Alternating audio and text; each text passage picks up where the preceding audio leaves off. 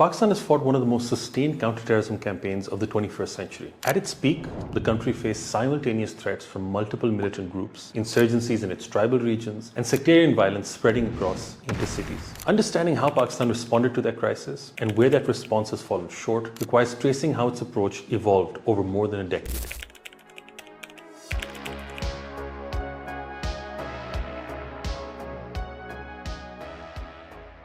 For much of the 2000s, Pakistan's posture was fragmented and reactive. Security agencies operated without a unified strategic framework, and the state's responses were shaped more by immediate crises than by coherent long-term planning. The 2014 National Internal Security Policy attempted to address this, identifying both traditional and non-traditional threats, and calling for transition toward proactive and integrated responses. But it was the December 2014 massacre at the Army Public School in Peshawar that forced a genuine national reckoning. The APS attack produced something that had proved elusive up till now: political consensus. The National Action Plan emerged within days, setting out a 20-point agenda covering military courts, the reimposition of the death penalty for convicted terrorists, the dismantling of militant networks, madrasa regulation, and counter-extremism narratives. Large-scale military operations, particularly Operation Zarb-e-Azab, disrupted militant networks across the tribal regions and drove a dramatic reduction in terrorist violence. By 2018, terrorism-related deaths had fallen by over 80% compared to their peak. These were real and measurable gains, reflecting what coordinated political will and sustained military pressure could achieve. But the gains were uneven in a consistent way. While kinetic operations of NAP moved quickly and effectively, non-kinetic ones really didn't.